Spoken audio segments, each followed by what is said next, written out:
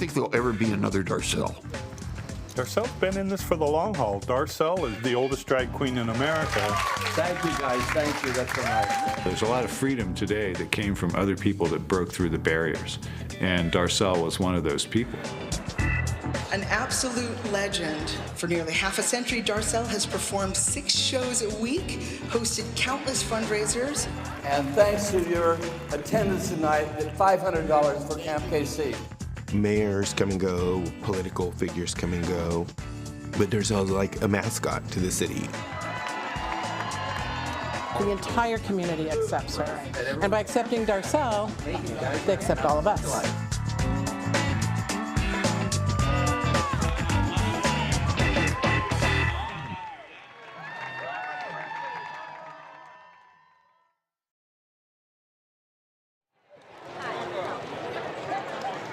The only reason I'm here, Darcelle. Yeah, this free show.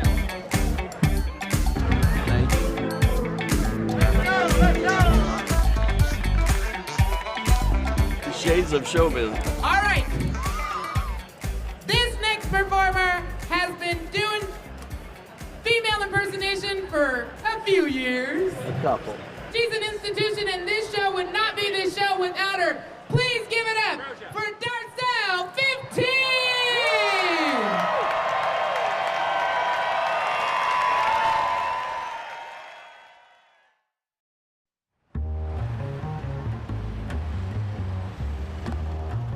In 1967, 37-year-old Portland businessman Walter Cole purchased a tiny rundown tavern in Old Town. The first day I walked in, I looked at this. It was nothing in this room except a bar and, you know, and some raggedy booze. And I said, uh-oh, and I started to cry. I said, oh, boy, what have I done?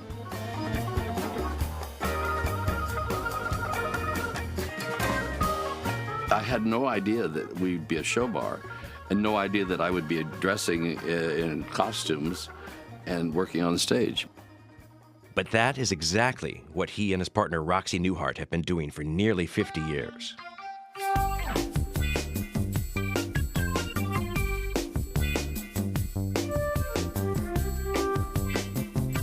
Good evening, ladies and gentlemen.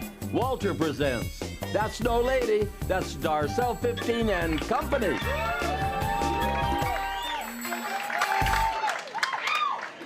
Welcome to Christian Mingle.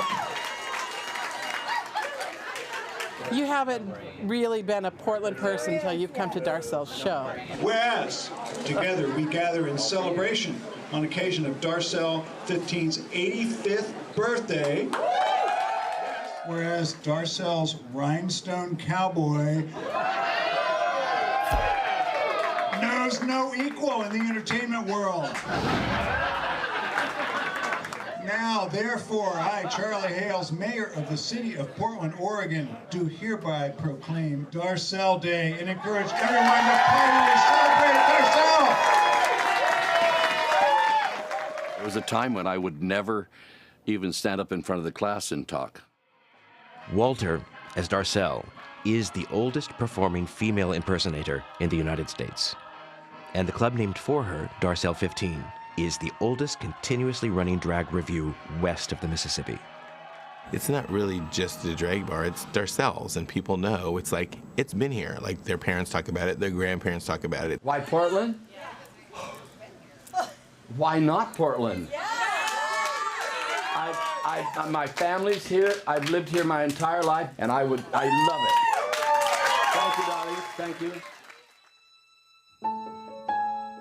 Long before there was Darcelle, there was Walter, a self-proclaimed four-eyed sissy boy from the mill town of Linton. I hated school because it was pretty hard to be a little bit different there. And there weren't the names that we have now for gay. Born in 1930, Walter was an only child. His father earned about $1 a day working in mill ponds in the lumber yards. Sometimes, Walter and his mother would take the streetcar into Portland for a movie. One of his favorites was Gone with the Wind. Part of the movie that stuck right in my head was when she stood up and then she said, "I'll never be hungry again." And it grabbed me, and I said, well, you've got to fight for it. We have two brides. Where's the... Come right down here. Come right down here. You know, I'm so happy and proud that you're getting married. So beautiful, both of you. But things don't always work the way it's supposed to be. So indeed, if there is a problem along the way, call Darcelle, because I can tell you how to get that diamond out of that ring in 30 seconds. Any questions that you'd like to know about Darcelle and Company? It's your turn. What would you like to know? How old am I? 85. No, I don't want to retire. I enjoy so much, so I have a good time. And I still can talk, and I still can walk. I can still get myself on stage. Poof, please. So I'm going to put you in this, just to see what it looks like. That's a must. I have a lot of help from my cast. I like the hair. Okay. They take care of me. Nova. Liza Minnelli. Some of the performers in the show have been with Darcelle for decades. Summer season. Mr. Mitchell.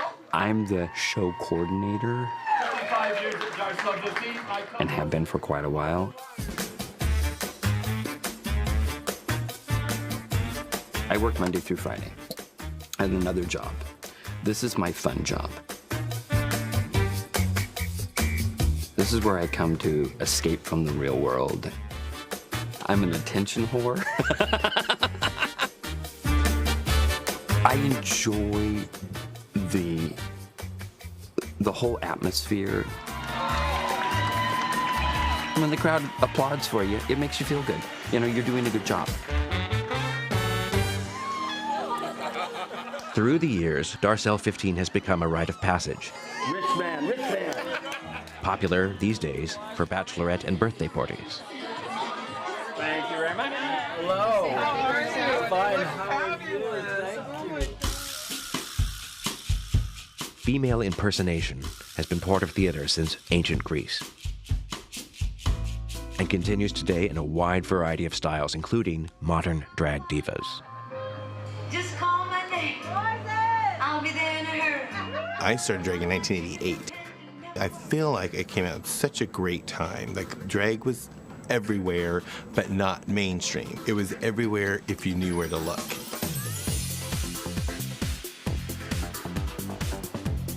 I've been doing drag and been entertaining for the past 11 years.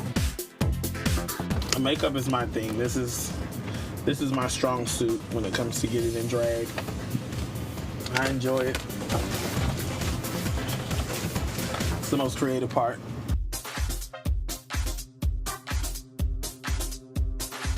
A female impersonator dresses up like a woman for a performance. I talk to Darcelle as she, because we are talking as Darcelle, the character. And boy, is she a character. This is Darcelle light drink. You buy one, you take the glass home. You buy 6, you take Darcelle home. The Pope will be happy. Mwah. Let's do a selfie. I learned that word finally. When you talk about Darcelle, as Darcelle, you refer to her as she, and if you talk as Darcelle, as Walter, then you refer to him as him. The terms can be confusing, and language, of course, evolves. Traditionally, female impersonators were professional male actors, while drag can be anybody dressing in costume. There are drag kings and drag queens who are usually, but not always, gay or lesbian. I'm a drag queen. She's a woman. Oh, I see. Basically, assume nothing. Identity terms for sexuality and gender are personal and mean different things to different people. Oh my God, I'm gorgeous.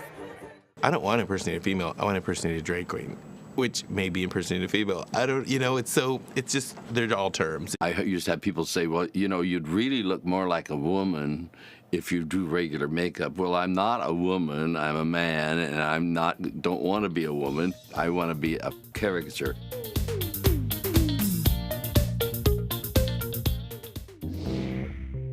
In 2010, at age 80, Walter took off the makeup for a one-man show, Just Call Me Darcelle.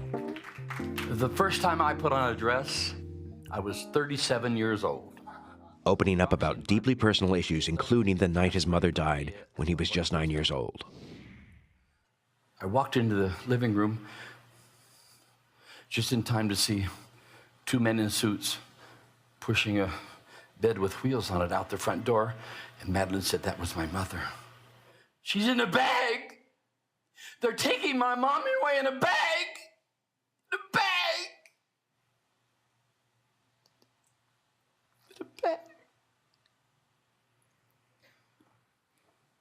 I lost my mother. And I knew that night I lost my father too. He was an alcoholic, and he pulled away from me.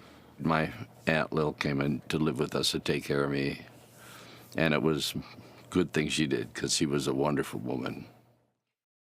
At age 19, he married his high school girlfriend, Jean. At that time, if you had the money, you went to college. If you had no money, which we didn't, you got married. So we got married. After serving in the military, Walter and Jean started a family. For nearly 20 years, they led a typical life. Walter buried himself in his work, doing a full-time job at Fred Meyer during the day and operating a series of small businesses on the side. I wanted more than just work for somebody else, and I bought the first coffee house in Portland. First espresso machine north of San Francisco at the time. This is about 55, 56. His businesses were often in rundown parts of town. 3 times he was forced to move due to urban renewal. Then, in 1967, he purchased a tavern on Northwest 3rd Avenue and hired a popular lesbian bartender who brought her own crowd of customers. And the lesbian community, you know, just flocked to the Demas Tavern because there really wasn't any other place for us to go. It was a very frightening time to be gay at that time. I'm so happy you're here.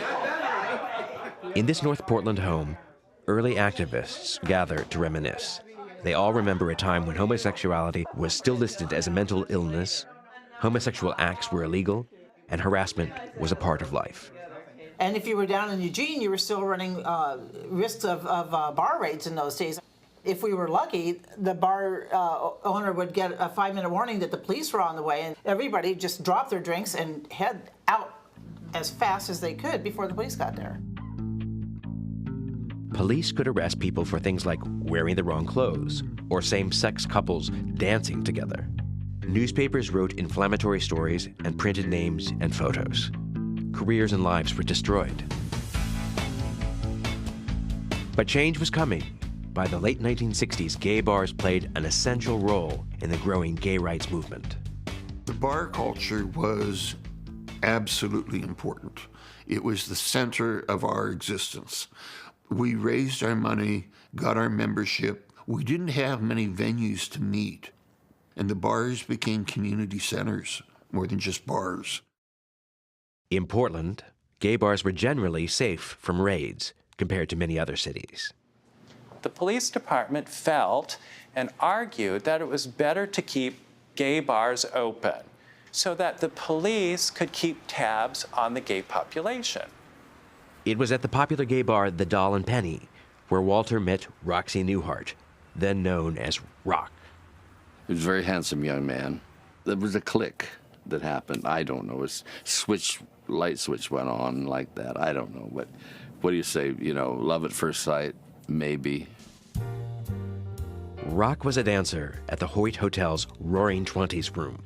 I was enamored with Fred Astaire, who was one of the great tap dancers and dancers of the time. I just knew, oh, I want to do that. I just have to be that. He'd been in elaborate shows in Las Vegas and Los Angeles when promoter Gracie Hansen offered him a job in Portland. It was supposed to last just a few weeks. And so, in the meantime, comes Mr. Walter Cole, who came and saw me in the show. He said, I'd like to have you come over to my club, which was not a real club back in those days. It was just a single room with no stage whatsoever. And it wasn't a stage, it was a 4x8 banquet table. To bring in customers, Roxy suggested something he had seen in San Francisco. I told him then, I said, okay, you're never going to sell any kind of a show as Walter on stage. So he would become a character. He had done local theater, so he knew how to be on a stage and knew how to act. Oh, the first time Roxy got me dressed up, it was 2 hours. Sat there for 2 hours. I thought, this is impossible. They patterned the character after Roxy's boss, the larger-than-life Gracie Hansen. And she ran for governor. Her slogan was, "The best governor money can buy." Once the character was created, she needed a unique name. I was many names.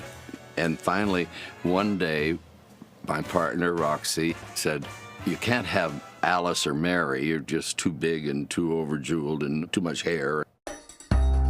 Roxy worked with a B star in movies in Vegas, and her name was Denise Darcelle, and that became my name. Darcelle can do and say anything, and has, and gotten away with it. Ladies, just shut your mouths over there. While Darcelle could do anything, Walter's life was much more complicated. After meeting Roxy, Walter told his wife Jean that he was gay. It was hard. I didn't want to lie anymore. I changed the way I was living because I was not happy the way I was living. I love her, and we're still close friends. Is this true? Who'd you pick up? Yeah. And it's working. So now we want to welcome to the stage Darcelle's family. So we have Amanda and Meredy and Sarah, Darcelle's daughter and the granddaughters. One granddaughter is a waitress.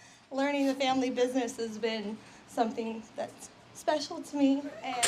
And son, Walter Jr., JR, has worked in the bar for nearly 30 years. The Crown Prince of 3rd Avenue.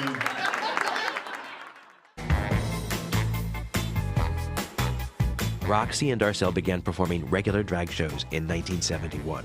I remember the beers were 20 cents, the pool was 25 cents, and the popcorn was free. I would sit in the back and I would watch the show and I would think, this is wonderful. I arrived in Portland in 1970. I was taken by a friend to what was then EMMYS. And I just fell in love with them. Friends joined them on stage, lip-syncing to popular songs. Roxy choreographed, and Walter made the costumes. Because we didn't have costumes at the beginning, so we had to, we had to make costumes like every week so we could get a wardrobe put together. The first costumes I made was I just put a piece of fabric on the floor and got down and cut it out and sewed it up, and it was a dress. I made 20s costume. Elizabethan look. I purled the pattern one at a time. I used to make all hats for everything I made. There. Flits. It has to shine. It's a neat thing. I like this part of it just as well as I do on stage. Some of the feathers are boas and some of them are fans. Still a good fan. And this is where I spend hours. There we go. This is my fishing trip, to get away from people, whatever. No, this is what I do. Much fun, much fun. Thousands of rhinestones make up one of the most cherished of all of the costumes. Today, it holds a place of honor in their house. The dress, it weighs a lot. The hair weighed 30 pounds. Very difficult to wear, but when you know it's a beautiful look, you can put up with it. This is the dress Darcelle wore in 1974 when she stepped down as Empress of the Imperial Sovereign Rose Court. It's a drag pageant that began in Portland in the 1950s. Darcelle was its 15th Empress. In honor of the title, she renamed her club Darcelle XV. That same pageant continues today as an international event. The contestants for La Femme Magnifique 1983. In the early 1980s, Darcelle and Roxy started another pageant as a fundraiser. La Femme Magnifique. 35 years, Roxy, you and I have been doing this. Yes. Elaborate pageants like this are popular with many in the drag community. About $600 with the boas on it just right now. 3,000 rhinestones on it. It's amazing.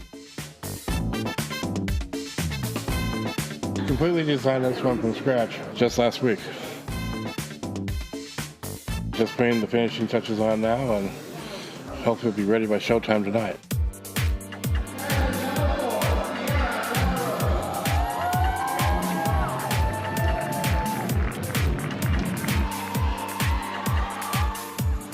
At times, drag queens have been criticized for being too outrageous and degrading to both women and gay men. For many years, many women and many men saw them as flaunting themselves and making fun of women. But through the years, Portland has embraced its iconic drag queen, as mainstream society discovered a whole new glittering world most had never experienced before. Well, you're my favorite. They caught on to the whole thing, and then they'd bring moms in to watch this wild show. Pretty soon, dads started coming in with mom to see what's going on down here. For 5 days a week, we did 3 shows a night. It was like being hit with a 2x4 when you got through.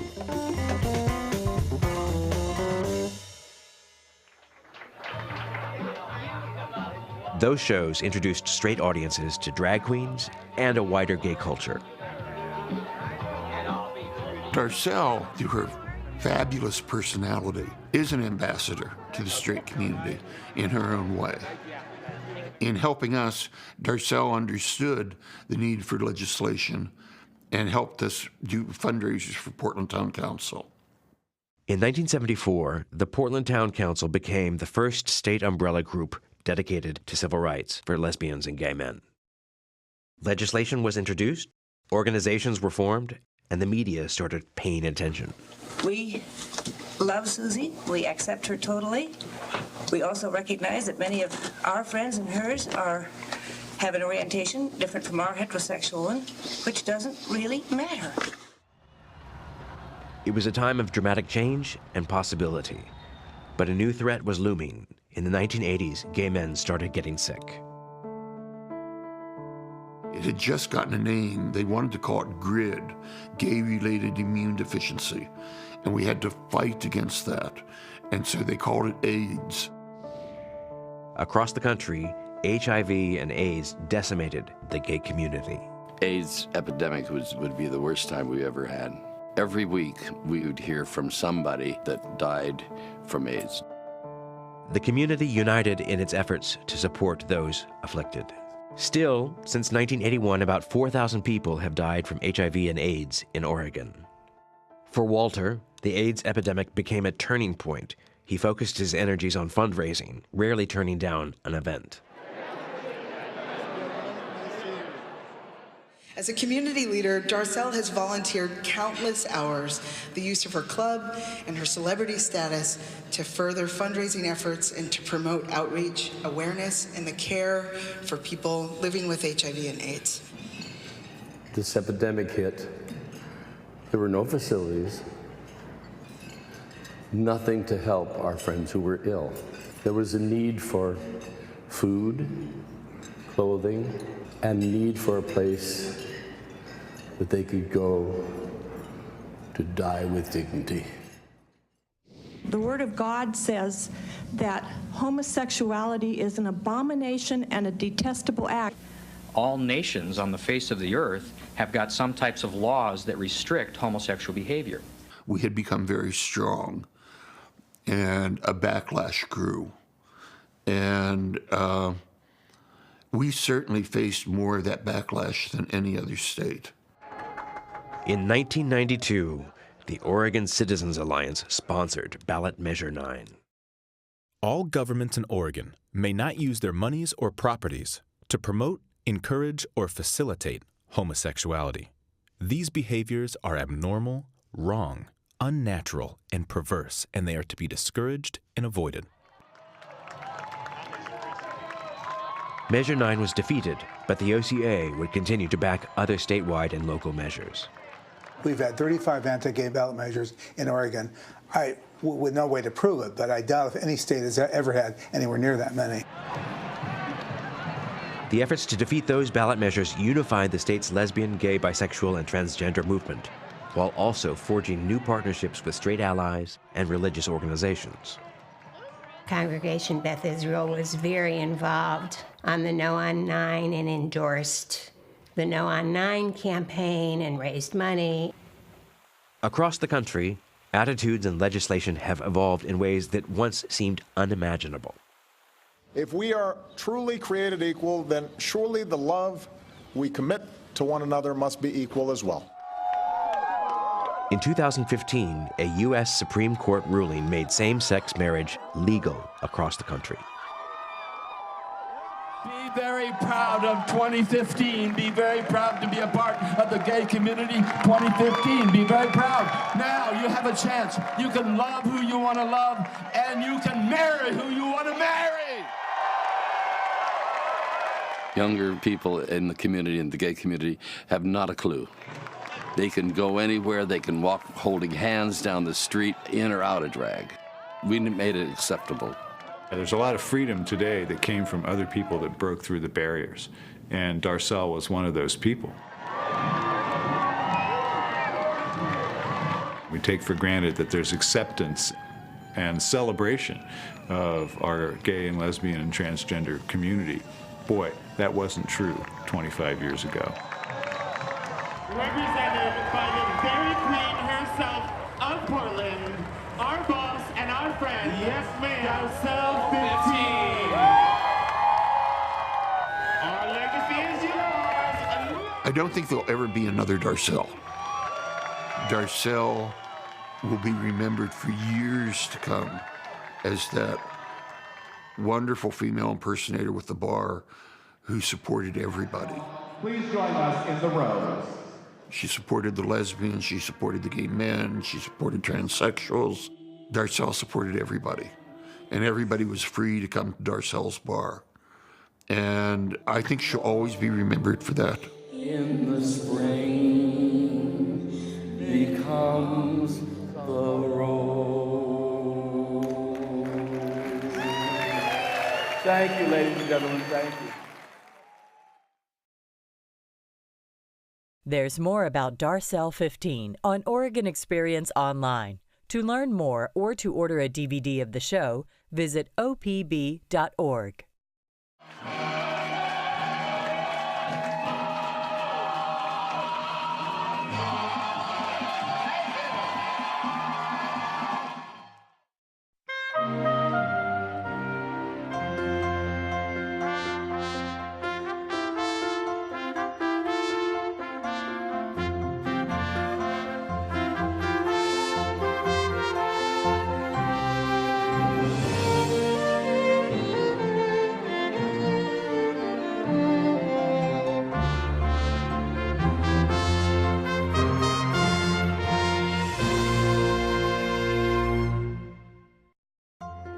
Funding for Oregon Experience is provided by Arlene Schnitzer and Jordan Schnitzer, the Oregon Cultural Trust, the Clark Foundation, and viewers like you. Thank you.